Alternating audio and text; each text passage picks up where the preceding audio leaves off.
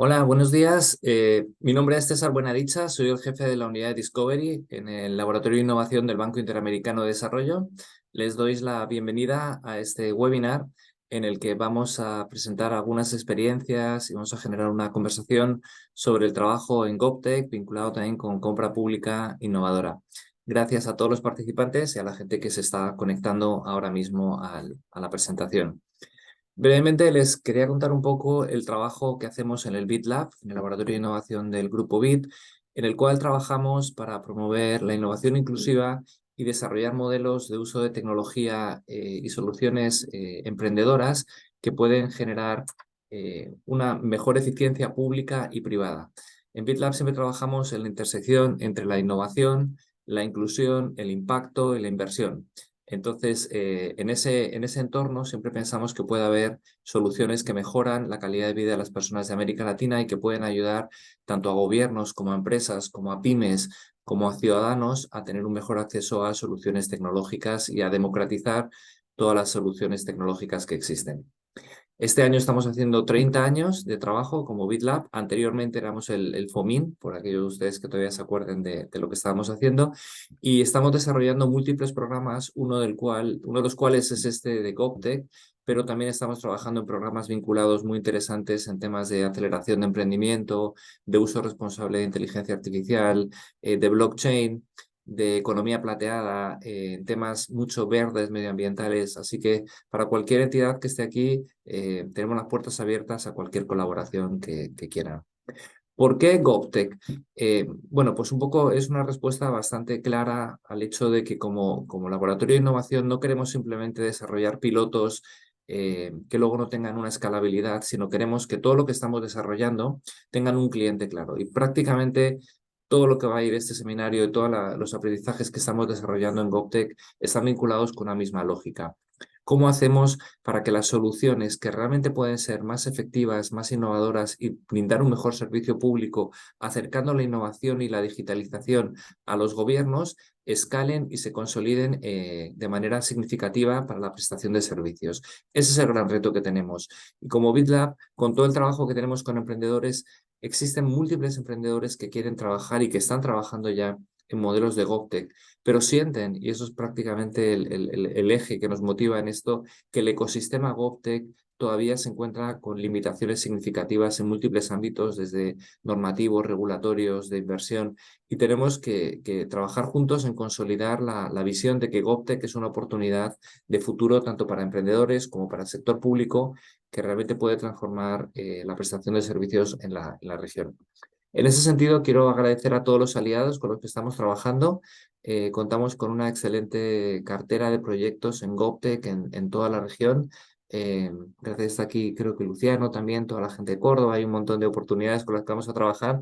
Eh, Básicamente lo que queremos es validar un modelo de inversión en GovTech sistémico que nos permita aprender cuáles son los cuellos de botella y cuáles son las oportunidades que podemos plantear a los actores públicos, a los emprendedores, a las incubadoras, a las aceleradoras, para que el ecosistema GovTech se desarrolle. Y qué mecanismos legislativos podemos proponer vinculado con la temática del webinar hoy de compras públicas innovadoras, para que las soluciones GovTech no se queden en algo pequeño, sino realmente puedan llegar a compras más significativas y consolidar un modelo de negocio sostenible para los emprendedores. Bueno, yo les deseo lo mejor, ojalá que aprendamos todos muchos en este seminario. Gracias a todo el equipo que ha organizado el seminario y gracias a todos los participantes. Bueno, muchísimas gracias, César. Un placer realmente poder estar con ustedes y compartiendo panel con gente que está aplicando el GovTech y acompañados, muy bien acompañados de la parte técnica de BitLab. La verdad que el GovTech está creciendo exponencialmente en Iberoamérica y en particular el diagnóstico es que eso se debe a que claramente los desafíos del sector público han ido cambiando en los últimos años.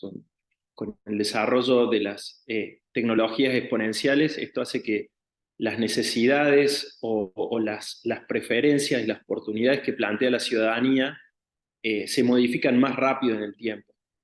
En particular, me presento, mi nombre es Luciano Crisafulli y estoy a cargo del Laboratorio de Innovación de Córdoba, que depende justamente del gobierno local.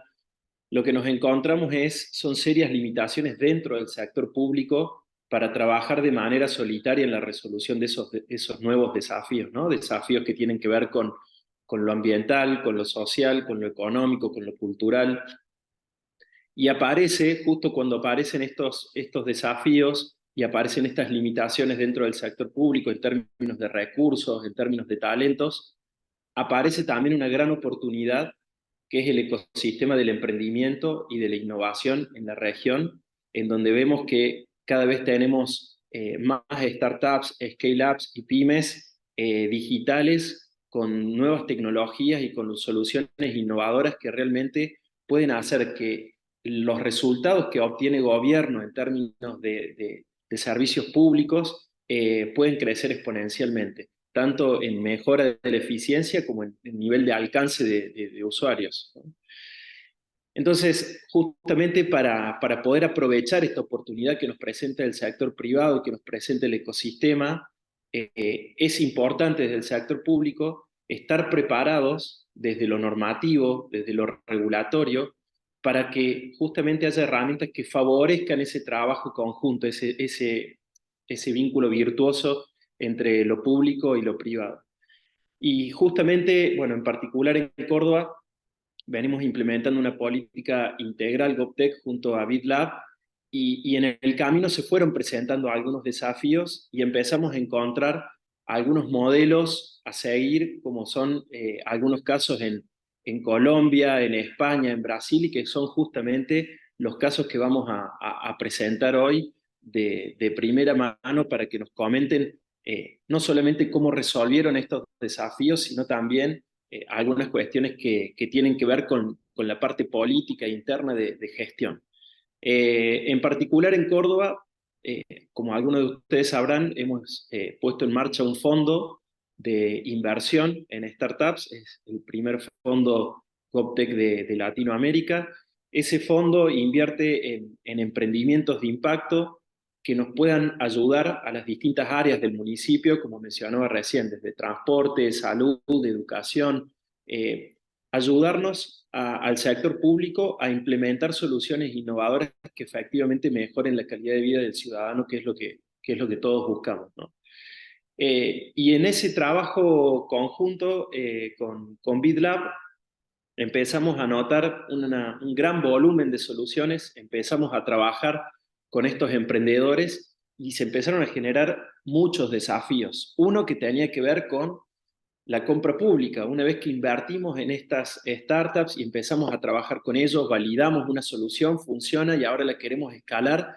Bueno, ¿qué mecanismos tenemos para poder hacer una compra pública ágil sin descuidar lo transparente, sin descuidar digamos, que sea algo realmente transparente y representativo y competitivo el sistema, ¿no? Y también aparecían otros desafíos que a lo mejor giran en torno a la compra pública de innovación, pero que tampoco hay que descuidar, que tiene que ver con la cultura del sector público. La cultura me refiero en términos de ser permeable a la innovación abierta, ¿no? Estar dispuesto desde lo público, tanto a nivel de funcionarios como de empleados públicos, de trabajar colaborativamente con emprendedores que están acostumbrados a trabajar con metodologías ágiles, con una velocidad que a lo mejor desde el público no conocemos. Y también, del otro lado, preparar a los emprendedores para que conozcan cuáles son las características de la administración pública, porque son organizaciones por ahí más tradicionales, más conservadoras, a lo mejor más verticales, y que tanto así como el público tiene que conocer la lógica del privado, es muy importante que el privado conozca la lógica del público para que entre ambos se pueda generar ese vínculo virtuoso. Así que bueno, sin ir más lejos, quiero presentar a uno de los primeros casos que tomamos como modelo en Córdoba para lanzar desafíos de innovación y empezar a testear y a probar un nuevo marco de compra pública de innovación, que es la etapa en la que estamos ahora. Y por eso tengo el gusto de presentar a Ana María Cáceres. que es la subsecretaria de Ciudad Inteligente de Medellín y además lidera el Laboratorio de Innovación de Medellín, para que nos cuente un poco justamente cuándo se dieron cuenta o cuáles fueron los obstáculos que dijeron es necesario trabajar sobre el marco normativo para facilitar las compras públicas y poder trabajar con emprendimientos, con pymes digitales para poder desarrollar innovaciones públicas. Antes, Ana, de darte eh, pie, quiero recordarle a todos los que nos están escuchando y siguiendo que abajo en el Zoom van a encontrar la sección de Q&A, la Q y la A que tienen ahí para poder ir haciendo durante todo el webinar todas las preguntas que ustedes consideren para que al final se las podamos hacer a los disertantes. Por favor, no circulen estas preguntas vía chat, sino que utilicen la sección Q&A para hacer las preguntas que consideren pertinentes. Ahora sí, Ana María, te escuchamos. Muchísimas gracias, Luciano. Creo que ahí ya todos estaban viendo mi presentación y bueno, ya mencionaste quién soy también en el chat. Van a estar poniendo un poco más sobre todos nosotros los que estamos participando hoy en este panel. Entonces, nuevamente, buenos días y bueno, en realidad es que ha sido un proceso, no fue de la noche a la mañana esto que nosotros llamamos despertar del gobierno puntualmente para lo que ha sido la alcaldía de Medellín en este distrito de ciencia, tecnología e innovación y para la ciudad de Medellín. Y empezamos a cuestionarnos muchos temas porque si bien es cierto, hemos sido reconocidos internacionalmente como ciudad, sabíamos que habían cosas como normalmente ocurre en cualquier tipo de procesos, cosas que debíamos mejorar. Y es entonces puntualmente cuando creo que uno de los hitos o uno de los momentos fundamentales en los que se empezó a gestar ese cambio fue aproximadamente hace 4 años, de cara a lo que han sido estos procesos de compra pública para la innovación aquí en la alcaldía. Y es que empezamos a raíz de muchos cuestionamientos de cómo podíamos hacer las cosas diferentes, cómo seguíamos teniendo los mismos problemas a los que se enfrentan normalmente muchas ciudades en el mundo y sobre todo en esta parte del mundo, qué podíamos hacer diferente para obtener resultados diferentes. Y es así como entonces hicimos una lectura del entorno que dividimos en 3 fases. Número 1, una lectura del territorio, qué era lo que estaba pasando en nuestra ciudad. 2, qué estaba pasando con nuestra ciudadanía. Y 3, qué era lo que estaba pasando al interior del gobierno, porque hay algo que a mí me gusta mencionar y es que en las pequeñas mesas se toman las grandes decisiones de ciudad.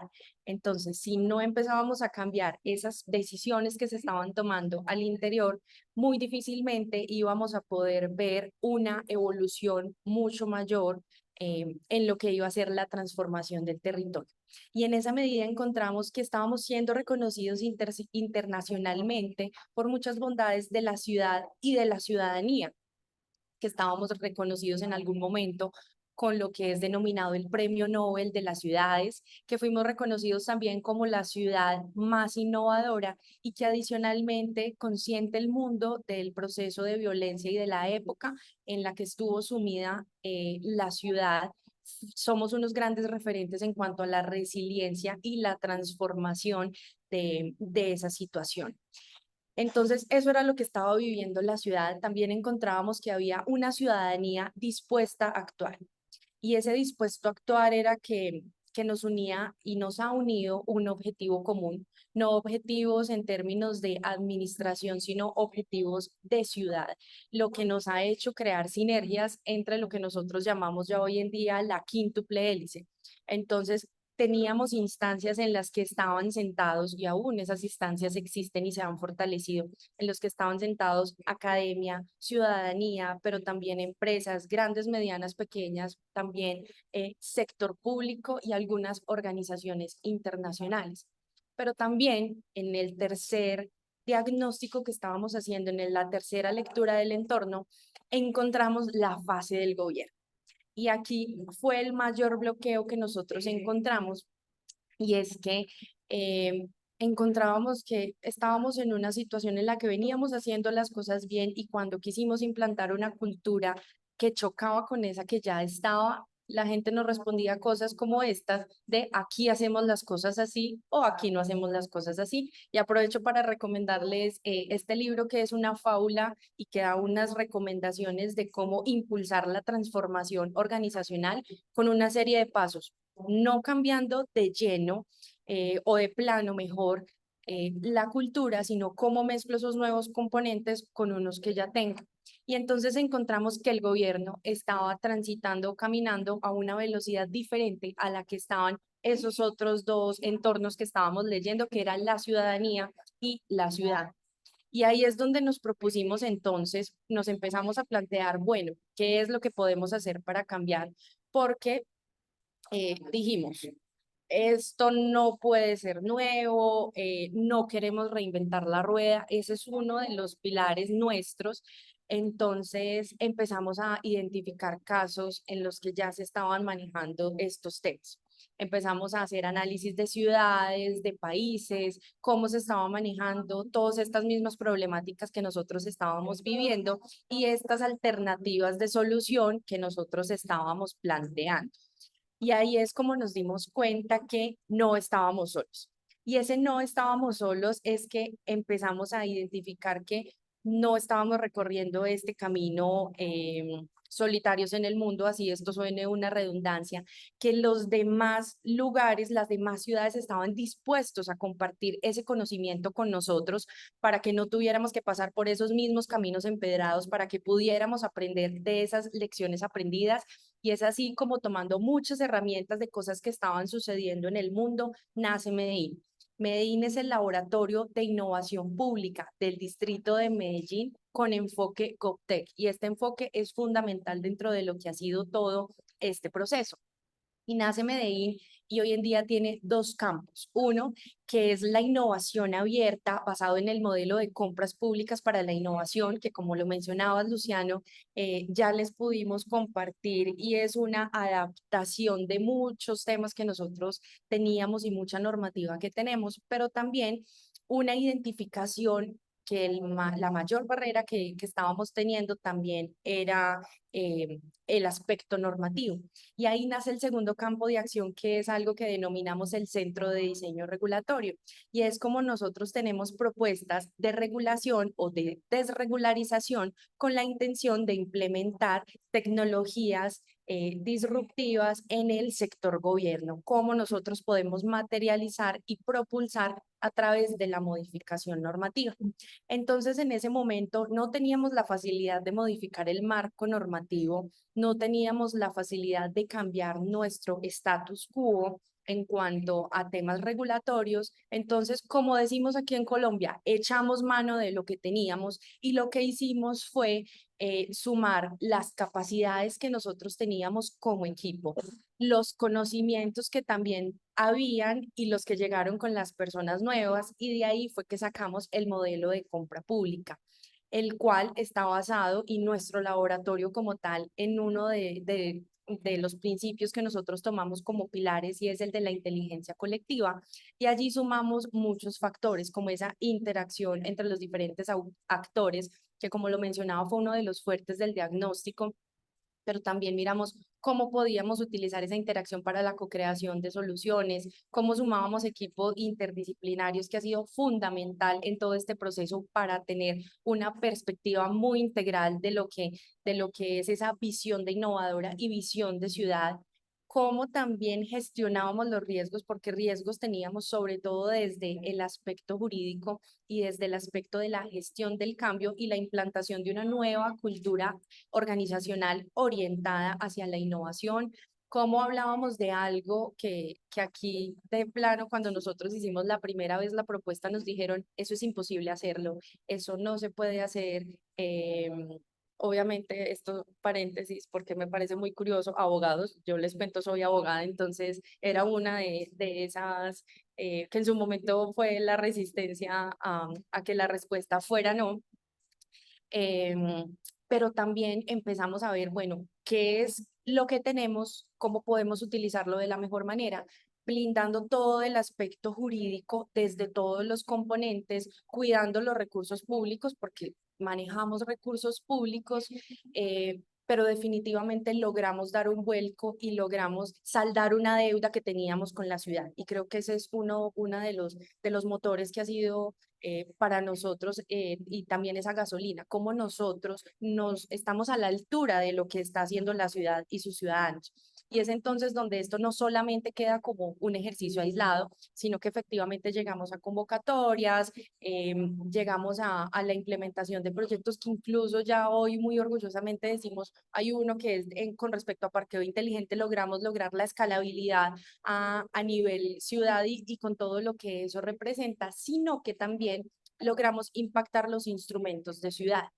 Ya hoy en día el Departamento Administrativo de Planeación, que es quien dirige todo el tema de la planeación aquí en la entidad, utiliza nuestras metodologías, utiliza todo nuestro proceso de co-creación, de empatización, de ideación, de validación, prototipado y demás, para todo lo que es la planeación de ciudad e incorporarlo a los instrumentos de planeación de ciudad. Y ahí también es donde todo cobra sentido, porque muy rico estar innovando en temas organizacionales, muy rico estar haciendo cosas diferentes, pero como esto se junta con lo que es la subsecretaría que dirijo, que es la de Ciudad Inteligente, teníamos también ese gran reto. ¿Cómo llevábamos todo esto a una instancia de ciudad para lograr tener unas transformaciones efectivas? Y quisiera cerrar para no alargarme mucho más acá porque sé que también el tiempo es reducido y es una frase que me gusta decir mucho y que él se aplica al caso que nosotros vivimos, porque como les cuento, no fue posible modificar el marco regulatorio porque este se maneja a nivel nacional y para nosotros eso en este momento y con las herramientas que nosotros teníamos no podíamos hacerlo en un corto plazo, que era una meta que nos habíamos propuesto para materializar el laboratorio de innovación pública y es que las grandes victorias comienzan con pequeñas revoluciones. Entonces, hoy en día, al poder compartir experiencias con otros laboratorios y como lo es, por ejemplo, este espacio, al ver lo que hemos podido lograr con el Laboratorio de Innovación Pública Medellín, con el equipo que está detrás del Laboratorio de Innovación Pública y pues poder ver en realidad el reconocimiento que hemos alcanzado, que uno, no estamos solos y que dos, definitivamente todo esto ha valido la pena de cara a lo que ha podido ser compartir las experiencias con otros actores internacionales y de cara también con esas revoluciones y ya esas victorias que estamos logrando a nivel ciudad. Bueno, muchísimas gracias, Ana. La verdad que me quedo con la importancia de lo actitudinal y sobre todo desde el derecho, ¿no? Tomar las cosas que vienen como dadas y poner al marco normativo como un fin, entonces no se puede o lo tomamos como un medio y lo transformamos para poder lograr los objetivos que buscamos. Y ahora tengo el gusto de presentar el caso de Renfe en España. Creo que el pliego de Renfe, para los que estamos en el tema, es de lo que más ha circulado en nuestros WhatsApp. También lo tomamos como un caso de referencia, al igual que Medellín.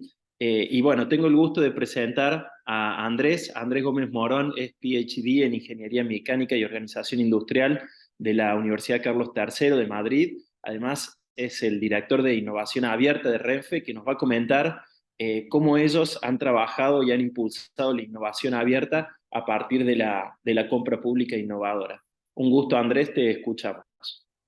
Un placer, Luciano, y muchísimas gracias a todo el equipo por la organización y por la invitación a Renfe en este webinar, que yo creo que son fundamentales, ¿no? Para compartir las experiencias, y yo creo que uno de los pilares precisamente de la innovación abierta es esa, ¿no? El compartir y el poder hablar de cada una de las experiencias que tenemos.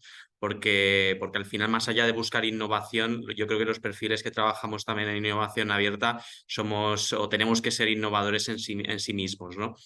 Para aquellos que no conozcan Renfe, Renfe es la operadora ferroviaria estatal aquí en España. Tradicionalmente en Europa, cada uno de los países ha tenido una operadora estatal pública. La mayoría de ellos la sigue manteniendo, siguen siendo empresas públicas. Sin embargo, es verdad que de hace unos años hasta ahora el sistema ferroviario a nivel europeo se ha liberalizado, ¿no? Entonces creo que también ese cambio además de esa corriente que ha habido en los últimos años de innovación abierta, de búsqueda de soluciones de startups, creo que también ese cambio de paradigma dentro de nuestro sector ha acelerado que nosotros podamos estar hoy aquí hablando de cómo trabajamos con este ecosistema, ¿no? Nosotros creamos TrendLab, que es como denominamos a nuestra aceleradora de startups, que es el hub líder aquí en España en innovación abierta en aspectos de movilidad y logística. En este hub nosotros lo que hacemos es trabajar mano a mano con startups y las unidades de negocio de Renfe para poder acelerar los mejores proyectos y generar también oportunidades de negocio conjuntamente, ¿no? Entonces creo que TrendLab representa un cambio cultural en sí mismo, ¿no? También yo creo que Luciano y Ana María lo han nombrado en sus intervenciones, cada uno en una parte, ¿no? Aquella que le incumbe. En el caso de Renfe, una transformación en la forma de pensar e innovar, que lo que hace es abrir un mundo de oportunidades de la mano de los emprendedores. Y este proyecto tiene, por tanto, una doble vertiente, ¿no? Por un lado, contribuye a incorporar a Renfe metodología, conocimiento y cultura emprendedora, pero también a identificar y potenciar la innovación y talentos internos, ¿no? Como decía, nosotros comenzamos también, era un proceso propio de aprendizaje, ¿no? Comenzamos en 2018. Esas 3 primeras convocatorias, nosotros lo que realizábamos era una búsqueda de startups a través de calls abiertas. Los retos, nosotros lanzábamos unos retos al ecosistema que eran bastante amplios y cabían muchísimas propuestas. Y lo que les ofrecíamos era 50.000 euros para el desarrollo de una prueba de concepto y bueno, una serie de servicios, conexión con el ecosistema de inversores, con el ecosistema español a modo de otras corporates que estuviesen trabajando e interesados en estos proyectos. Y sobre todo al final a nosotros lo que principalmente nos interesaba ese era el desarrollo de la prueba de concepto, ¿no? Afortunadamente con muchas de las startups que participamos en estas 3 primeras convocatorias pues desarrollamos pruebas de conceptos, pero nos encontramos con ese problema de, bueno, ¿cómo continuamos, ¿no? Siendo una empresa pública está muy bien porque nosotros hemos desarrollado un pequeño piloto, pero yo quiero, que también Luciano hacía referencia, yo quiero y Ana María igual, yo quiero que esto se pueda ir más allá, ¿no? Implantar dentro de nuestra compañía, y nos encontramos con esa dificultad de la contratación de esa solución, ¿no? ¿Por qué? Porque al final teníamos que volver a la casilla de salida, teníamos que lanzar licitaciones para que estas startups pudieran participar, y el problema de las licitaciones hoy en día para la mayoría de estas empresas es que no cumplen requisitos económicos y requisitos técnicos que nos obligan a solicitar, ¿no? Por tanto, nos aplicamos el cuento de que la búsqueda de las soluciones innovadoras también aplica al equipo de gestión interna, ¿no? de esos programas de innovación. Y por tanto, gracias a ello, encontramos una manera de poder contratar hasta 1 millón de euros a aquellos proyectos que nos traen las startups, ¿no? Y previamente que han testado con las diferentes áreas de negocio.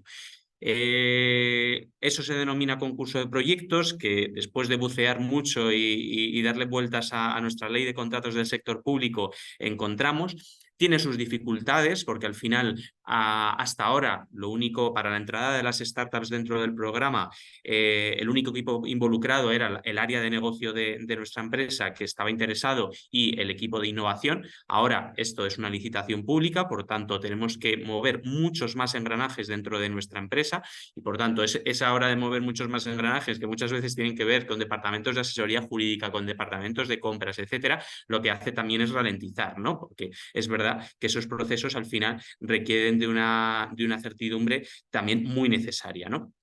El proceso es este proceso de concurso de proyectos es un proceso anónimo, por lo tanto nosotros únicamente recibimos proyectos, miembros del jurado los valoran y acaban eligiendo uno por cada uno de los retos, un proyecto por cada uno de los retos, que pasa después a ese proceso de aceleración que no ha cambiado en nada. Esos 6 meses y 50.000 euros de desarrollo de la prueba de concepto siguen siendo el mismo, pero tenemos la suerte de poder contratar al final de este proceso. Nosotros dijimos, bueno, con 1 millón de euros más o menos porque claro, tienes que estimar cuál va a ser, tienes que estimar desde un principio, antes incluso de saber los proyectos, con ese 1 millón de euros, o sea, tienes que estimar cuál es la cantidad que vas a poner, ¿no?, dentro de esas bases de la licitación para la implantación del proyecto posterior, ¿no? Y la verdad es que estamos muy orgullosos de la cuarta convocatoria, que fue donde implantamos esta solución.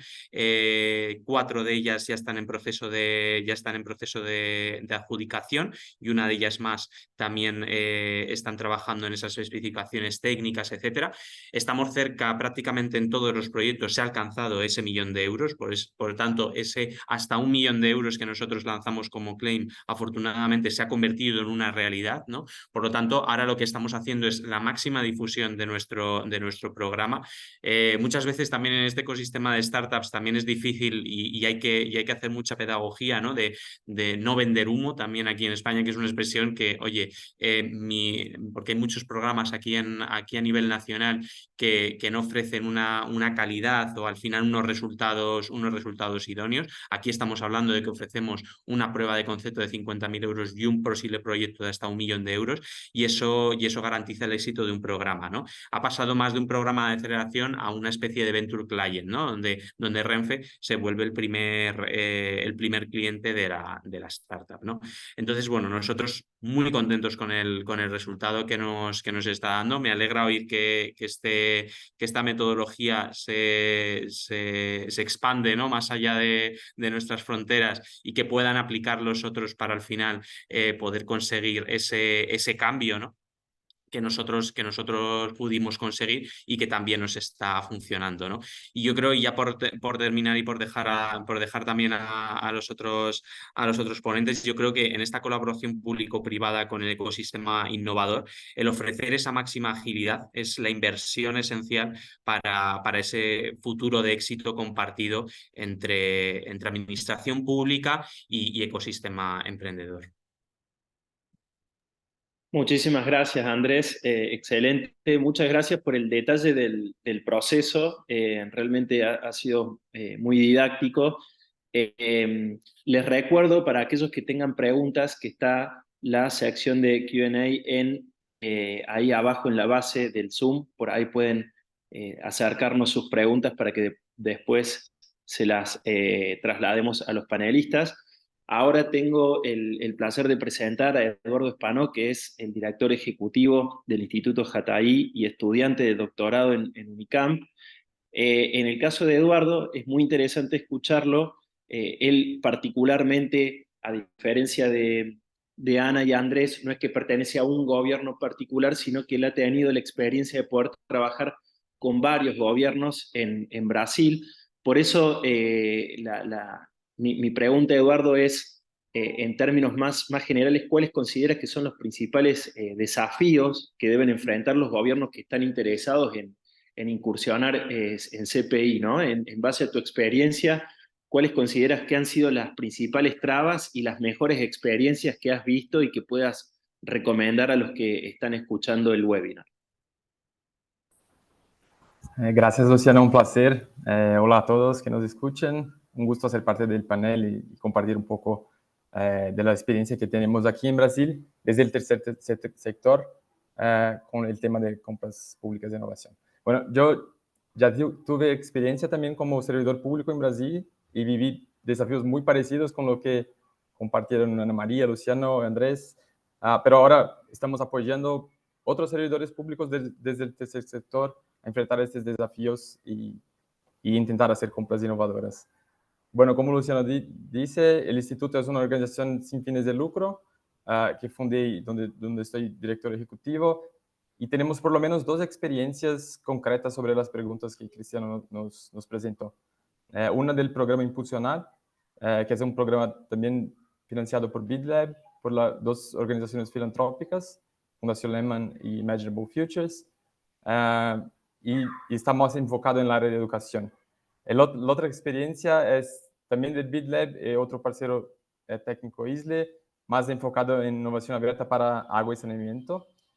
Y bueno, de la experiencia que tenemos con estas experiencias, pero también otras, lo que pienso que son 2 grandes desafíos que también están muy muy parecido con que también presentaron los otros panelistas. Bueno, una de ellas es aprender a hacer innovación abierta en gobierno, y el segundo desafío es aprender a diseñar esa innovación abierta como compras públicas innovadoras. Porque, bueno, como primer desafío, como dijeron los otros panelistas, hay una cuestión muy fuerte de cultura en el sector público. Muchas veces los gobiernos están más acostumbrados a mirar hacia adentro para intentar buscar soluciones para resolver los problemas, y es importante conocer esta otra manera de hacer innovación, que buscar mirar más hacia afuera, buscar soluciones también en el ecosistema. Y más que eso, aprender a mapear los problemas públicos, entender cómo priorizar los problemas, cuáles son problemas que son más adecuados para procesos de innovación abierta, cómo colocar eso a disposición del ecosistema, también movilizar el ecosistema y construir soluciones. Son todas cuestiones que hay mucho que aprender desde el punto de vista de los servidores públicos. Aprender a hacer este proceso de innovación abierta es algo que todavía es un desafío muy grande. Pero como dice, hay un segundo desafío, que es diseñar estas compras públicas, diseñar estos procesos de innovación abierta como compras innovadoras. Y aquí en Brasil, por lo menos, es muy común que mismo los gobiernos que aprenden a hacer innovación hagan hackatones, procesos de innovación también con colaboración, consiguen proponer problemas adecuados, conseguir buenas soluciones, pero al final hay una frustración muy grande de no conseguir incorporar estas soluciones en el servicio público y al final mejorar los servicios que prestamos a los ciudadanos y mejorar la calidad de vida de los ciudadanos. Y eso porque estos procesos de innovación abierta no son diseñados como compras públicas de innovación, y eso desde el punto de vista jurídico, yo también soy abogado, pero en este punto entiendo como los abogados cuando entren en los proyectos de innovación al final y no se puede más hacer mucho ya está hecho el proceso. Si al inicio pudiera ser diseñado como innovación abierta y una compra pública, sería mucho más fácil que al final tener soluciones y no poder comprar, porque al final no era una compra pública. Entonces, lo que estamos trabajando con gobiernos, y pienso que son dos aprendizajes importantes para enfrentar estos desafíos, es que, bueno, en primer lugar, es muy importante aprender haciendo. Es muy común cuando llegamos a los gobiernos que quieren hacer formaciones genéricas y todo, y pienso que es muy importante, esos son resultados importantes de los programas que trabajamos, de empezar a hacer, mismo que, como dijo Ana María, revoluciones pequeñas, hacer pequeñas cosas que traigan cambios grandes y pueden evoluir y hacer procesos mayores en el futuro. Entonces, en el programa Impulsionar, por ejemplo, participaron 7 secretarías de Brasil de educación de municipalidades, y cuando llegábamos allá con el Instituto Quintesa, que coordinó el proceso, presentábamos las 3 opciones, y una opción era de compra pública innovadora, pero las 2 otras opciones eran proceso de innovación abierta, que al final no se haría la compra, pero se podría intentar hacer y aprender con eso, aprender a hacer el proceso de innovación abierta y quizás en un segundo momento hacer un proceso de innovación ya diseñado como compra pública. Entonces, de las 7 secretarías que trabajamos, 4 hicieron solo el proceso de innovación abierta y pudieron testear soluciones nuevas, pero otras 3 eligieron el camino de la compra pública innovadora, utilizaron un marco de startups que era súper reciente en Brasil, y aprendieron a hacer, sí, el proceso de compra innovadora, innovación abierta con compra innovadora. Incorporaron los modelos de documentos, aprendieron a diseñar metas de innovación para los contratos de testeo de tecnología y varios otros aprendizajes. Entonces, este es el primer aprendizaje que tenemos del proceso como un todo, de hacer y aprender con eso, con la práctica. El segundo aprendizaje es involucrar el sector jurídico desde el inicio del proceso para participar de la innovación pública. En el Impulsionar, como dijo, presentamos a las secretarías, pero también hablamos con los abogados públicos sobre las opciones que tenían para pensar innovación abierta.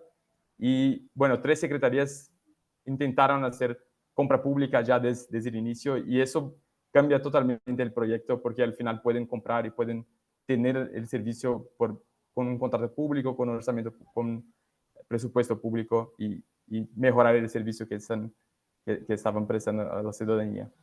Y bueno, también en las compañías de saneamiento que estamos con las cuales estamos hablando, es un proyecto que está más al inicio, pero también lo que traemos es pensar cómo pueden utilizar sus regulaciones que ya tienen para hacer compras innovadoras.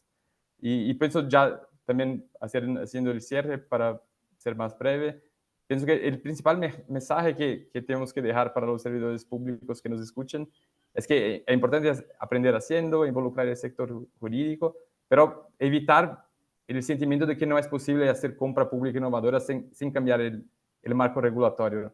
Como dijo Ana María, y de nuestra experiencia también es mucho lo que vemos, es mucho más importante enfocarnos en tener mejores prácticas de compra innovadora, mismo que no tenemos el marco regulatorio perfecto, do que tener un marco perfecto y no intentar hacer compra innovadora.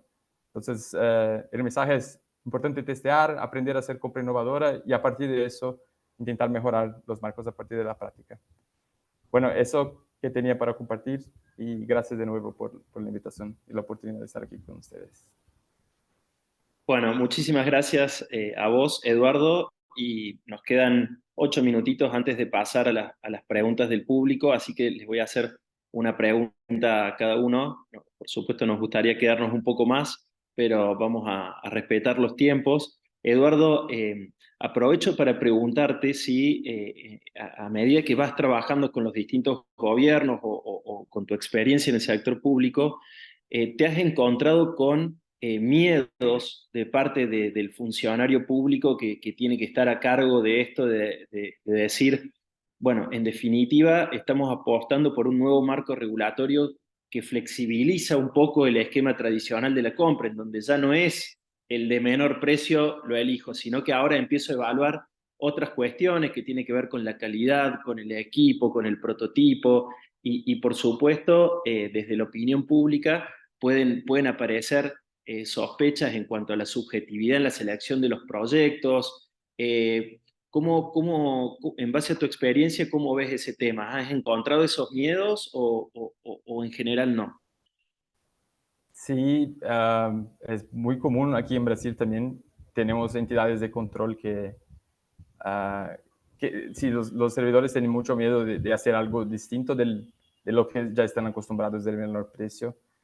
Lo que hicimos para el programa Impulsionar, que quizás era una excepción, es que el contrato de testeo de las soluciones era financiado por presupuesto de innovación de BidLab y de otras filantropías.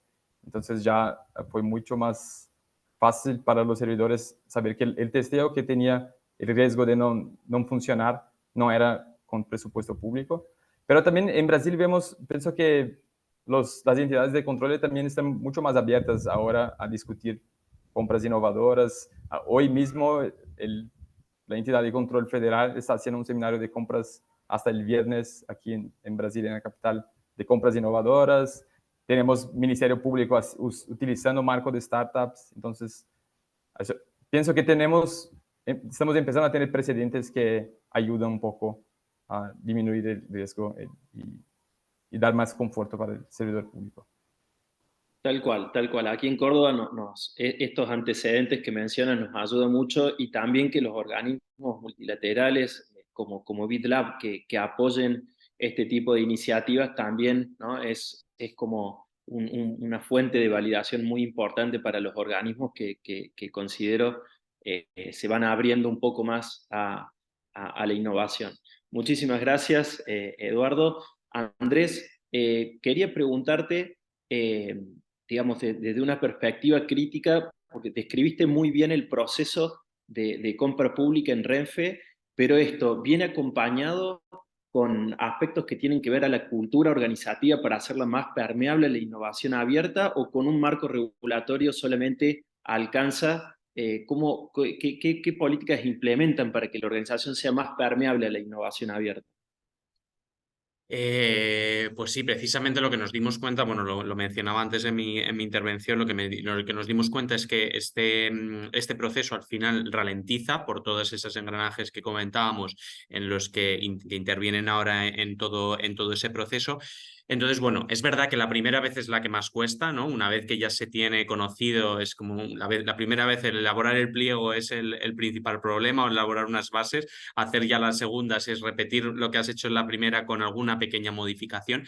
Pero también estamos haciendo una nueva iniciativa que nos denominamos Trello Friends, que es un programa de dinamización interna dentro de la empresa, que lo que se encarga es de sensibilizar en aspectos de innovación y de soft skills, sobre todo a determinadas áreas, ¿no? Donde habitualmente o históricamente, no solo en este sector o no solo en nuestra compañía, se han mantenido más cerradas a esa innovación, ¿no? Entonces lo que intentamos es acercar a esas áreas mucho lo que es la innovación, lo que son startups, lo que son las soluciones que se están desarrollando, lo que se están desarrollando en Renfe. Entonces nos ayudan, ¿no? Nos ayuda mucho eso a atraer a esas personas, ¿no? Que son iguales, también tienen su parte innovadora, ¿no? Más allá de que tengan que cumplir la ley y que tengan unos procesos bastante garantistas, el traerlos a nuestro terreno nos está ayudando a motivarles también en su día a día, y a que estos procesos se reduzcan, ¿no? Excelente, Andrés. Muchísimas gracias. Un gusto también haberte tenido aquí presente en el webinar. Y por último, antes de pasar a las preguntas, Ana María, te voy a presentar un desafío. Si tuvieses que resumir muy brevemente el proceso y las etapas en las que hacen compras públicas de innovación. O sea, si tuvieses que describir el proceso en etapas, ¿cómo lo harías? Coméntanos cómo lo resuelven en el laboratorio de Medellín, que me parece que puede ser también como un gran referente para gobiernos que quieran hacer CPI. Reto asumido y trataré de ser breve entonces para que vayamos a las preguntas. Lo primero, partimos de retos, de problemas. Creo que somos los únicos los que buscamos problemas en vez de huirle a ellos.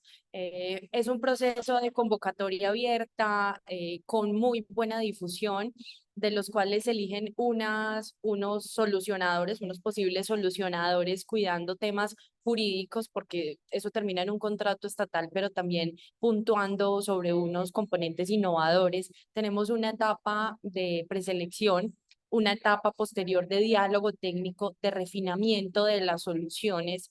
Después pasamos a la etapa de prototipado, elegimos a los ganadores, pasamos al proceso de implementación, después operación, hacemos una evaluación y continuamos con lo que es la etapa de escalabilidad. Creo que eso sería como lo macro que podría decirte y muy resumida, con un énfasis muy importante. Como son recursos públicos, cuidamos mucho el tema de la documentación, el cuidado de los principios generales del derecho, de ahí no nos podemos salir por mucho que estemos innovando.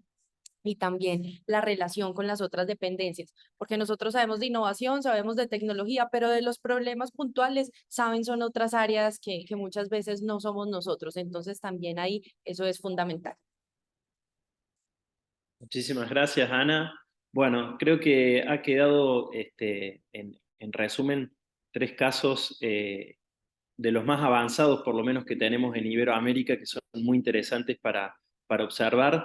En el chat fueron escribiendo las características de cada uno y el contacto de cada uno para que puedan profundizar y contactarse con ellos y preguntarle lo que deseen a Andrés, Eduardo y Ana María. Ahora voy a presentar a Javier Madariaga, líder en BitLab, quien va a estar a cargo de resumir un poco las preguntas que fue haciendo el público para los disertantes.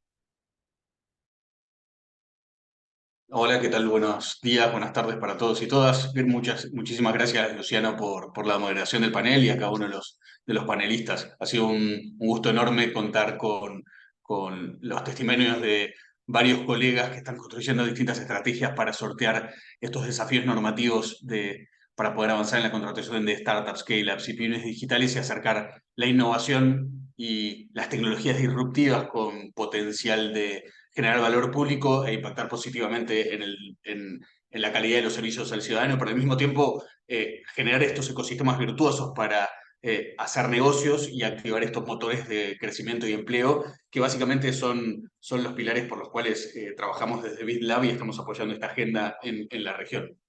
Así que para arrancar tenemos 16 preguntas, voy a tratar de seleccionar algunas de ellas que sean las más representativas, pero evidentemente hay un gran interés por parte de la audiencia en la temática y como bien decía Luciano, vamos a poder continuar las conversaciones a través de los distintos canales y las redes sociales que han sido compartidas en el chat. La primera pregunta es para Ana María y voy a tratar de sintetizar dos. Hay una que pregunta cuáles son los principales hitos, o si tuviese que mencionar los dos hitos fundamentales que marcan la innovación organizacional dentro de Medellín, perdón, cuáles serían. Y el segundo es cómo seleccionan las prioridades para avanzar en la selección las prioridades temáticas para avanzar en la selección de distintas contrataciones.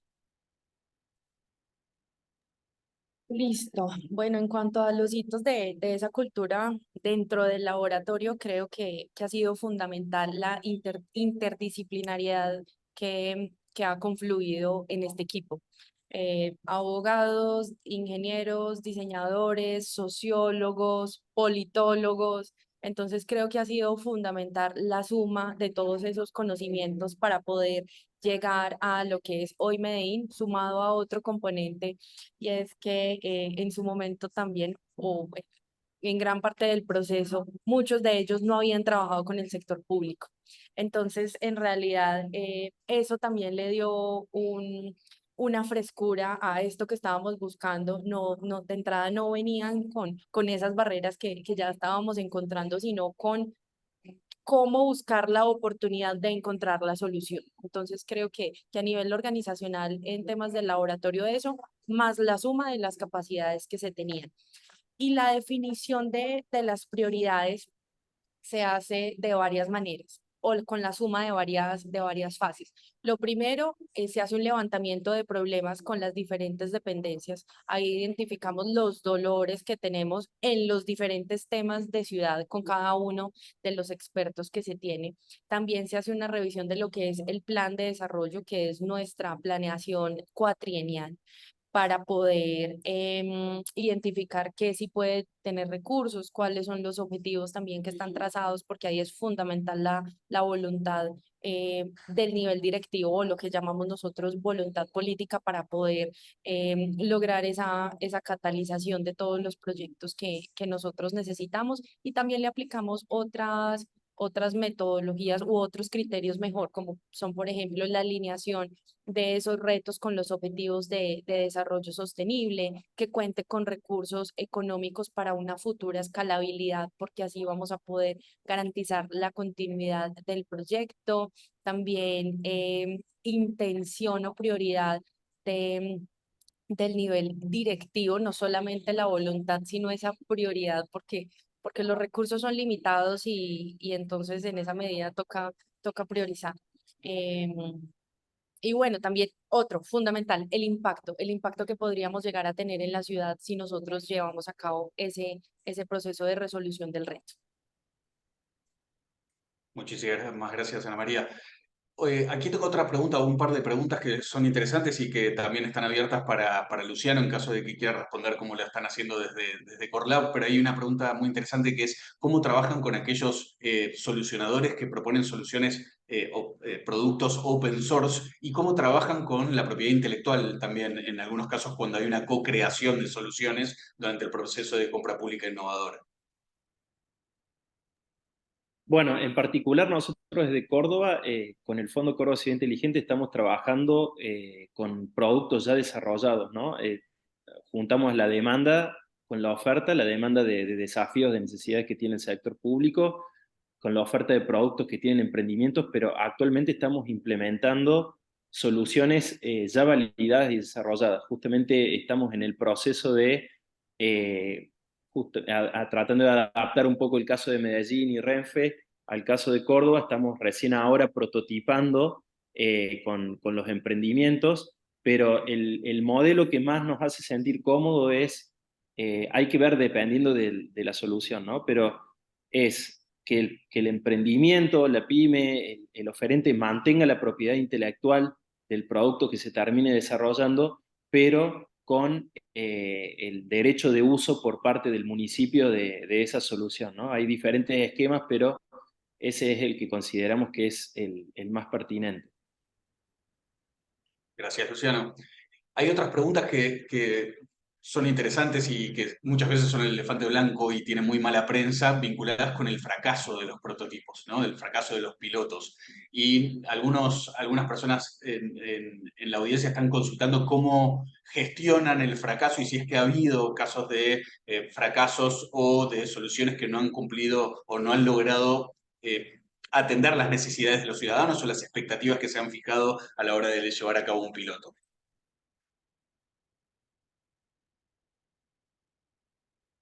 Eduardo. Sí, en el programa Impulsionar es que todavía los testeos no terminaron, pero sí hay pruebas que no funcionan muy bien y al final lo que dijo primero de las entidades de control, como el financiamiento es de filantropía y de BitLab, que son presupuestos de innovación, eso es más aceptable también.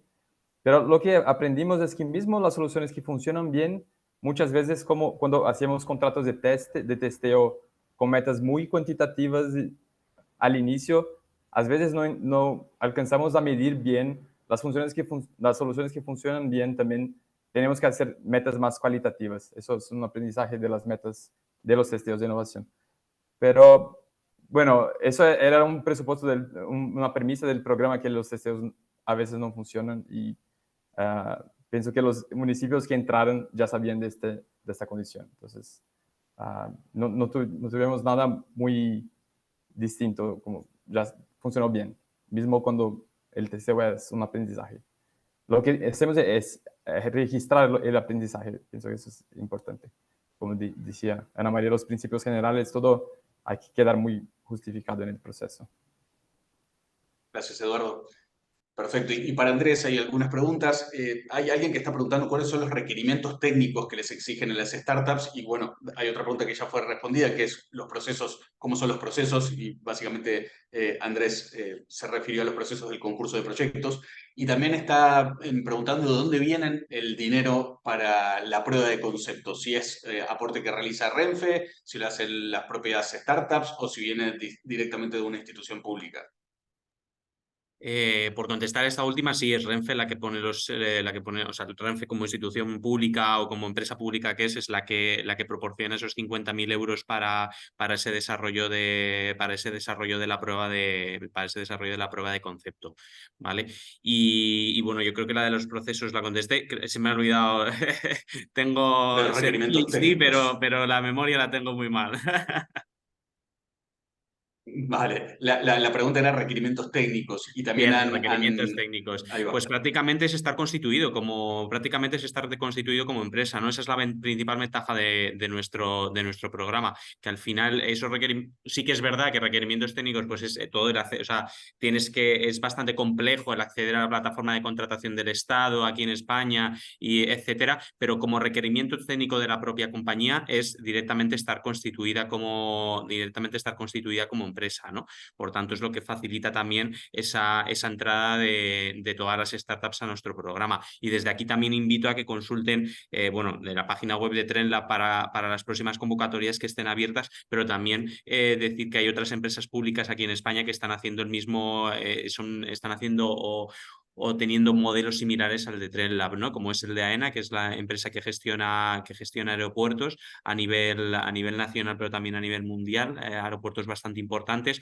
Correos posiblemente también acaba adoptando nuestro modelo, seguro. La verdad es que ha causado bastante sensación esa manera de ese concurso de proyectos y esperamos que muchas empresas públicas lo acaben adoptando porque bueno, el caso de éxito de Renfe no solo es de Renfe, sino también de otras empresas como AENA, ¿no?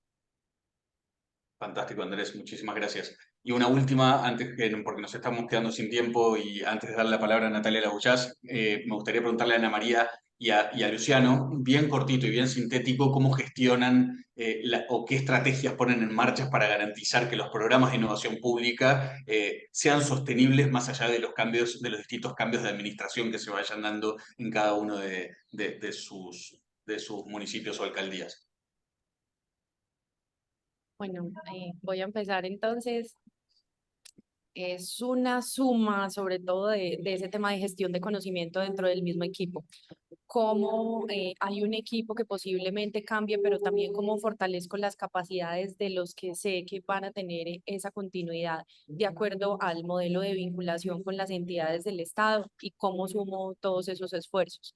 Además, también nosotros hemos utilizado unas herramientas jurídicas que para nuestro caso son decretos y resoluciones e incluso una política pública aprobada por el Consejo Distrital, también para fortalecer o para soportar y darle ese piso a la estrategia del laboratorio de innovación y algo que nosotros hemos creído que los resultados hablan por sí solos.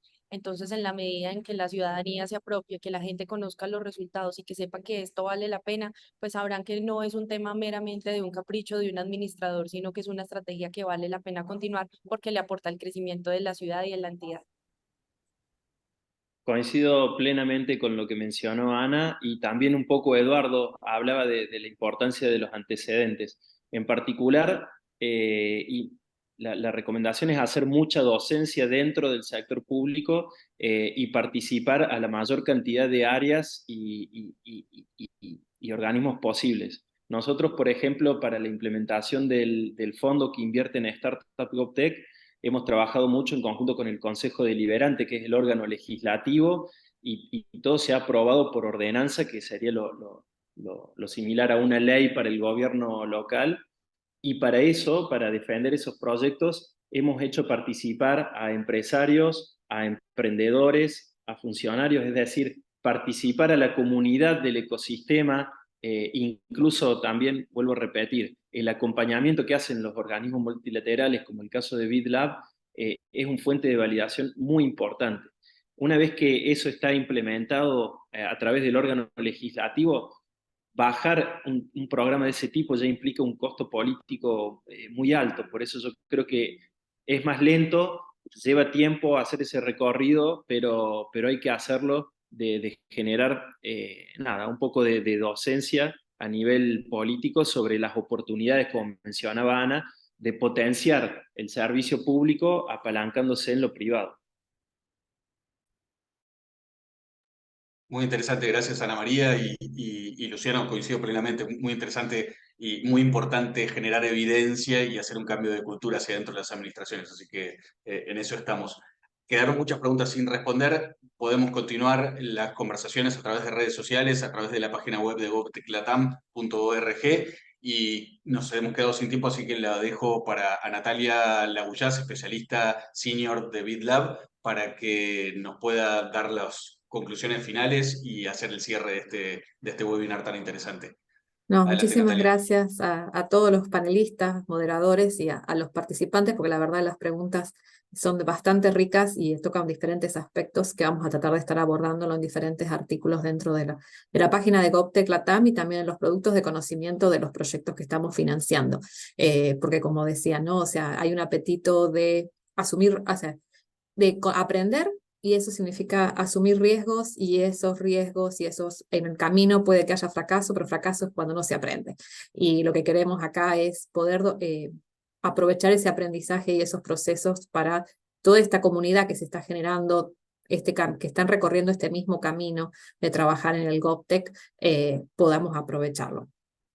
Sin más, los principales takeaways de las conversaciones de hoy, como lo dijo Ana María, tomar lo que se tiene, todo eso fue algo que resonó en varias de las presentaciones y hay que construir desde ahí. No es necesario cambiar toda la normativa, sino que aprovechar lo que exista, empezar a caminar, empezar a hacer las cosas y agarrarse de los precedentes que se van realizando, tanto al interior de esa administración como de otras, como ha pasado, bueno, con el caso de Renfe y el Tren Lab, que es, al final todos estamos observándolos, también para aprovecharlo en nuestras geografías. Esto requiere mover engranajes, trabajar con diferentes departamentos, pero ahí también está vinculado a la última pregunta sobre el tema de la sostenibilidad. En la medida que hay diferentes actores trabajando alrededor de una misma iniciativa, ya sea en interior como de instituciones cercanas, le dan sostenibilidad a las acciones, porque al final se generan programas que son responsabilidad de todos y por más que una de las personas pueda cambiar, las instituciones siguen y si una institución sufre cambio, la otra por ahí no, y se puede construir, digamos, un camino más allá de los cambios políticos. Y en todo esto atrás hay diferentes ejercicios de innovación abierta. Cada uno en sus programas desarrolló diferentes iniciativas y hay ahí también un aprendizaje interesante que vamos a tener que abordar, es cómo se hacen esos procesos de innovación abierta, cómo se hacen los llamados, cómo se construye la definición de esos desafíos, qué elementos deben tener y cómo se construye también los pilotos y su evaluación, justamente para poder capturar el aprendizaje. Y como decía Eduardo, el tema de poder capturar realmente el éxito o no de lo que se está piloteando con todos los elementos, no solamente los cuantitativos. Y a partir y ver también en esos procesos cómo se vincula también el proceso de adquisición. No en todos los casos está hecho, pero si queremos pasar de pilotos a una adquisición a escala hay que pensarlos desde el principio. Así que sin más, les agradezco a todos muchísimo el tiempo dedicado hoy a esta temática, que con el equipo estamos súper motivados y queremos encontrarle la vuelta. Creo que es una pregunta que nos apasiona a muchos, el tema de cómo se hace para poder acercar estos dos mundos, el mundo de las startups, scale-ups, pymes digitales, a los desafíos de los servicios públicos. Así que muchísimas gracias y los esperamos en la próxima.